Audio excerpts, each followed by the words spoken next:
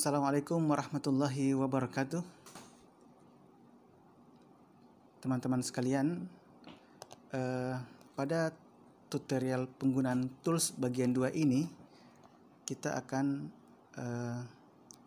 mempelajari icon di bagian bawah, yaitu My Project di bagian bawah layar Android kita. Maka ini kelihatan proyek-proyek yang telah kita kerjakan. Untuk menu default, di sebelah kanannya terdapat berbagai macam template. Ketika kita geser, kita bisa menggunakannya untuk kebutuhan kita. Nah, silakan dicoba di aplikasi Pixlab kita masing-masing. Kemudian di icon sebelah kiri bawah yang huruf simbol A, kita klik, maka akan muncul berbagai macam menu. Yang pertama, kita kembalikan dulu di posisi default. Ini adalah mengedit tulisan seperti yang telah kita pelajari di tutorial bagian pertama.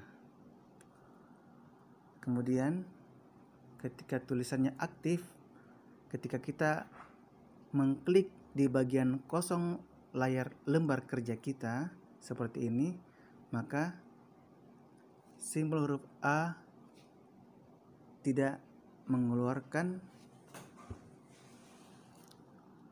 simbol-simbol yang ada. Oleh karena itu, kita harus menyentuh kembali tulisan yang ada di layar yang telah kita ketik tadi. Maka akan muncul di penggunaan simbol A ini beberapa tools.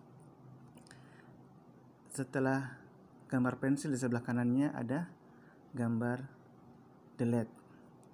Nah, tulisan kita telah delete, maka kita tambahkan lagi new text dengan menekan simbol tanda plus di bagian atas. Nah, telah kita jelaskan di pertemuan lalu bahwa ada simbol copy untuk mengcopy tulisan, objek, ataupun yang lainnya. Begitu juga di sebelah kanan untuk memindahkan tulisan ke bagian depan. Untuk memindahkan di belakang, bagian belakang, kita tekan simbol to back. Seperti itu.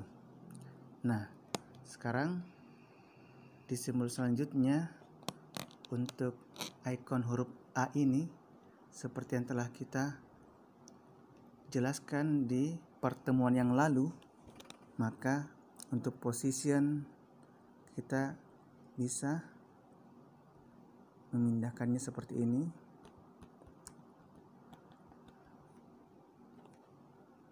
Atau relative position yang telah kita pelajari seperti itu. Kita hapus dulu untuk satu tulisan. Nah, kemudian simbol padding ini gunanya untuk memunculkan bila ada font yang mempunyai tulisan atau model yang memanjang ke belakang atau memanjang di depan, maka untuk memunculkannya kita akan memakai simbol tools bernama padding ini. Nah, color adalah untuk merubah warna dari tulisan yang telah kita tulis. Bila sudah memilih warna, kita centang. Bila ingin mengembalikan, maka kita tekan klik tanda panah di atas yang berbelok ke belakang. Tekstur adalah kita bisa memasukkan gambar ke dalam huruf yang kita tulis. Maka ketika kita memilih sebuah gambar, misalnya gambar ini, kita ambil warnanya, maka masuk di dalam tulisan huruf yang telah kita tulis. Nah, kita kembalikan seperti ini. Kemudian opacity adalah tools untuk memudarkan huruf ataupun objek yang telah kita buat. Menekan tanda centang agar apa yang kita inginkan sesuai dengan apa yang akan kita kerjakan. Kemudian rotate ini sama seperti simbol pensil di atas bagian kiri, kita bisa menentukan sudut angle dari tulisan maupun objek dari pekerjaan di Pixel Lab ini. Kemudian simbol mesh adalah simbol untuk menghilangkan sebagian tulisan ataupun objek yang ingin kita hilangkan sesuai kebutuhan dari desain kita. Ketika kita telah mengatur sedemikian rupa, maka kita tekan centang, maka hasilnya seperti ini. Ia akan menghilangkan sebagian dari tulisan atau objek kita. Bila kita ingin kembalikan, kita mengklik backspace dengan simbol arah panah ke belakang di bagian atas.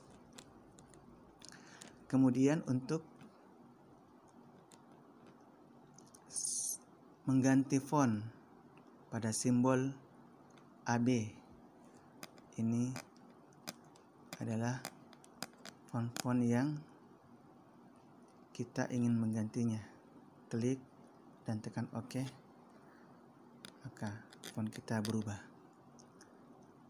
Adapun style adalah tools untuk huruf B ini sebelah kiri untuk memboldkan, menebalkan huruf.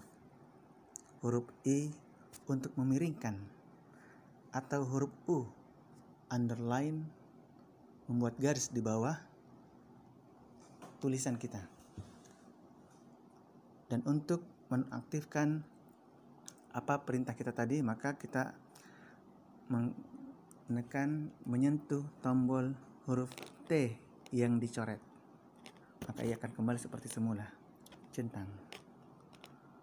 Kemudian untuk simbol curve, seperti gambar yang kita lihat simbol di samping huruf B, maka ketika kita menekannya maka muncul bending untuk melengkungkan tulisan atau melengkung ke atas sesuai dengan kebutuhan desain kita. Centang bila telah sesuai.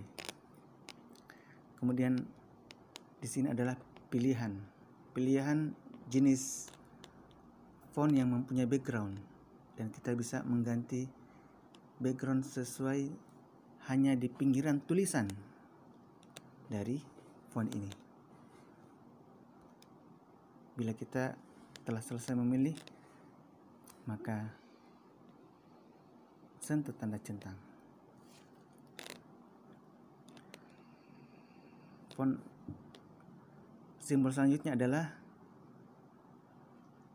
ketika kita mempunyai dua baris atau kata-kata yang lebih dari dua baris, maka kita bisa atur barisnya bisa ke tengah, rata kiri, ke tengah, atau rata kanan. Centang bila menyukai sesuai dengan kebutuhan desain kita. Adapun spacing adalah untuk membuat huruf-huruf itu melebar ke kanan. Sedangkan line spacing berguna untuk kata-kata baris renggang ke bawah. Stroke adalah untuk memberikan garis pinggir dari kata ataupun objek. Shadow adalah untuk memberikan bayangan dari untuk objek atau huruf-huruf yang kita tulis. Inner shadow adalah bayangan di dalam dari objek atau huruf kita. Emboss adalah untuk membuat jenis huruf menjadi lebih hidup. Tinggal kita sesuaikan. Perspektif, ketika kita membutuhkan tampilan dua sisi dengan sudut yang berbeda, maka tampilannya seperti ini. Kita kembalikan.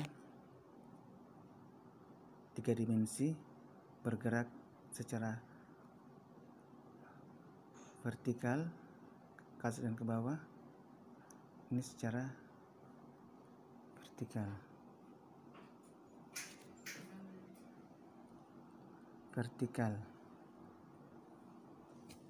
Kita akan melanjutkan di menu selanjutnya, 3 dimensi huruf. Nah,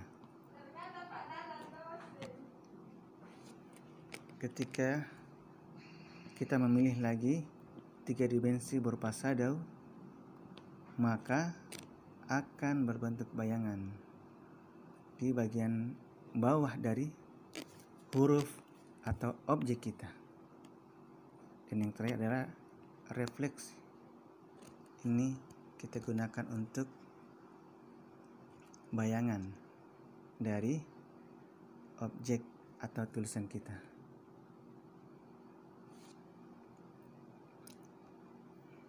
Iya, seperti itu. Demikian penjelasan untuk tutorial kali ini. Semoga bermanfaat. Assalamualaikum warahmatullahi wabarakatuh.